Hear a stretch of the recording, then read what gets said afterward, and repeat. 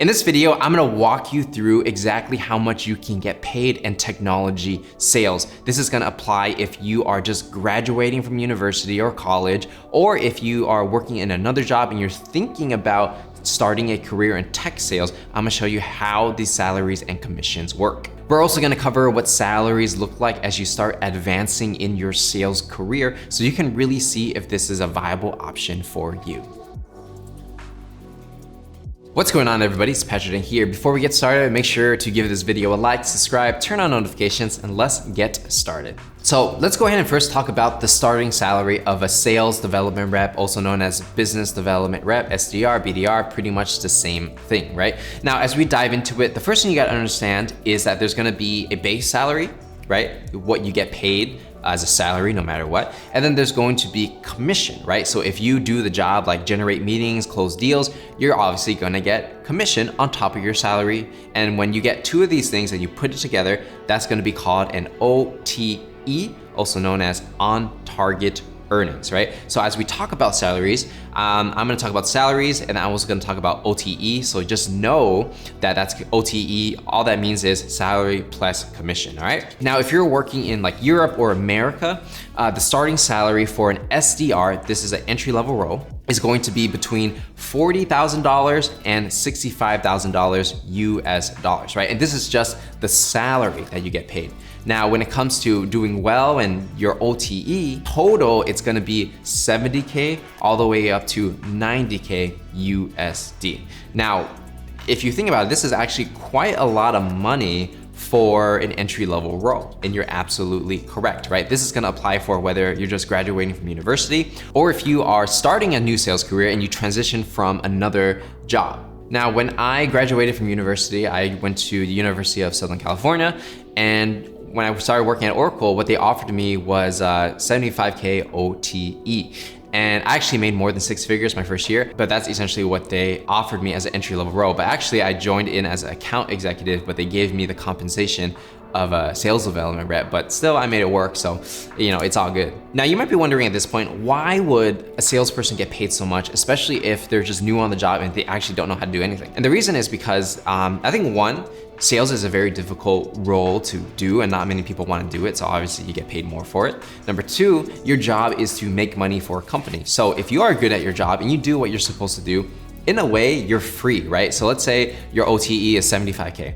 Well, if you get paid 75K per year, you hit 100% of your quota, well, you probably are free, meaning that you're generating meetings for someone else to close. And then when that person closes those deals, maybe they're making $1 million. So if you only cost 75K and the company makes $1 million, well, you're free, right? Because your cost is covered from the revenue they generate. So that's why salespeople are always paid so much and they're getting paid high commission, is because all the activity that they do, if they are successful, theoretically, they should always be making the company money back. And so they cover their own cost, right? It's not like an expense that just keeps increasing and kills your business. It's like an expense that makes you more money than it costs. So it's almost like free money. And if you think about it, it's kind of funny because as an SDR or a BDR, where all your role is really just to generate leads. So that's cold calling, sending cold emails, sending LinkedIn messages, and all you're doing is saying like, hey, you know, this is what we do. Do you want to have a meeting? Let me know. And then the person, usually it's a high-level decision maker, will book a meeting on your calendar and you talk to them for like 5-10 minutes and you just see if they're interested in moving forward. And then you would just transfer that call to an account executive, which is someone who closes deals, or like a closer.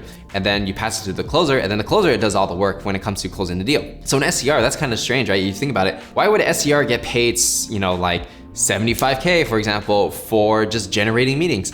And like I said before, right, those meetings are very valuable because you're getting in the door with high-level decision makers who can make big purchasing decisions. And a lot of times these people are very hard to reach, so you can't just run like a Facebook ad and get the, you know, CMO of Amazon to, you know, book a meeting with you that way, right? They're not clicking on ads. So that's why salespeople are required to either call these people, reach out to them over and over and over until they actually get a meeting, and then hopefully that meeting will lead to something more fruitful. And when it comes to base salary, also consider where this job is located, right? So if you're in New York or San Francisco, where I used to live, obviously you're gonna get paid more because the living cost is higher and companies understand it, so they have to compensate for that. But if you're living, let's say in Texas or the Midwest or somewhere in more middle America, well, you're not gonna get paid as much. It might be a little bit lower, like 5 or 10% lower, depends.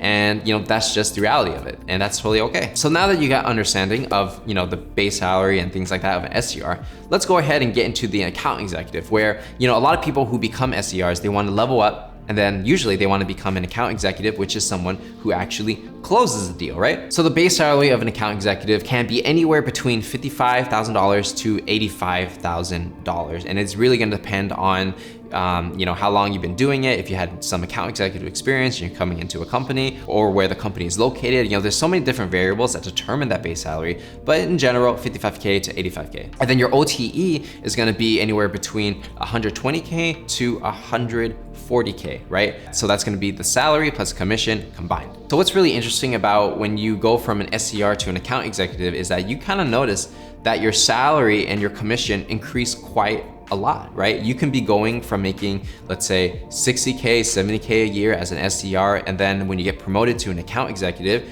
you can be making 6 figures by then, right? So in reality, if you really work hard and you get the results, it's very possible to actually make 6 figures pretty quickly, maybe within a year and a half or 2 years once you get into that account executive role and start balling out, right? And it's kind of interesting because, there's not many professions or careers out there that allows you to move up the income ladder so quickly besides sales, right? Like, let's say for marketing, for example, you might start at 50K and then every year you go 60K, 70K, 80K, and then you work your way up to 100, right? So it takes quite a bit of time. But when you're an SDR and you just go to an account executive, well, you can be making more than $100,000 per year pretty quickly. And for me, when I was at Oracle, I started as an account executive at Oracle, but because I just graduated, the compensation model that they gave me was similar to what an SDR would get, but then I was an account executive, right? So they were actually getting quite a good deal because they got an account executive, even though I didn't have any experience, but they got an account executive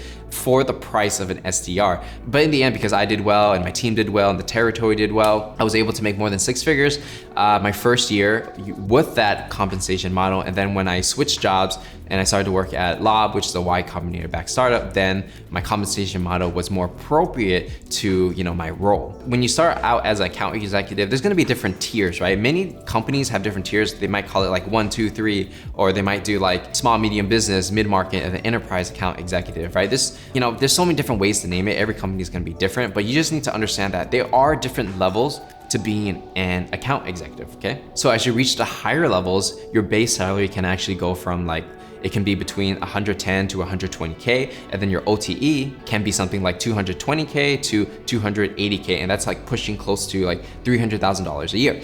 And that's very true for like a technology account executive who has like maybe 5 to 8 years of experience. They may be making that amount of money because they know how to close, they know what they're doing, they understand sales prospecting, they know how to lead a team of salespeople, and they get paid the big bucks, a few $100,000 a year to do that job for the company. And of course, because they're selling products and services to other companies, they're probably making more money for the company than they cost. So, if you're an account executive, you've been doing it for like 5+ years, it's not uncommon for you to be reaching more than $200,000 a year and even more if you're actually good at what you do. So now that you understand all this compensation talk, the next question you might be thinking is, should you actually start a career in sales?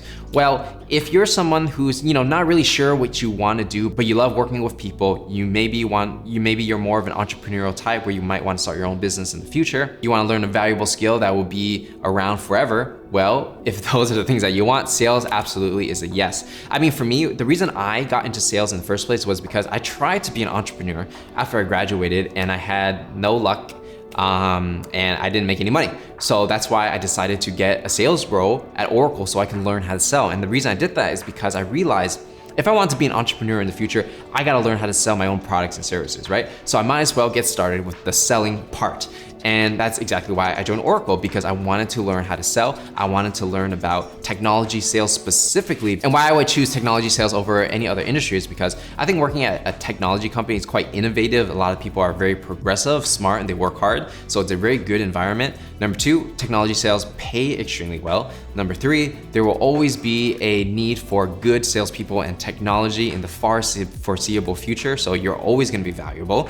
And number four, if you want to do your own startup, your own company, getting that experience, building that network in technology, and then doing something else after it as your own business person or entrepreneur, I think that's also very valuable. And so, I went through that process and now I got my own sales training business, and I can say it's very true. By learning technology sales first and then doing anything else after, it becomes a lot easier, right? If you want to do your own software company, you want to do your own consulting company, learning the fundamentals in sales and tech, transferable to pretty much anything you do. And so that's gonna be my insight when it comes to salaries and technology sales. If you enjoyed this video, make sure to give it a like, subscribe, and turn on notifications if you wanna see more videos like this. Let me know in the comments if you're someone who is interested in starting a career in tech sales, and maybe I can make some more videos to help you guys out and shed more insight. And if you want to actually start and accelerate your sales career, make sure to check out the link in the description for a free training on how to get started, and it's free, so check it out. So with that said, my name is Patrick Dang, and I'm gonna see you guys in the next one.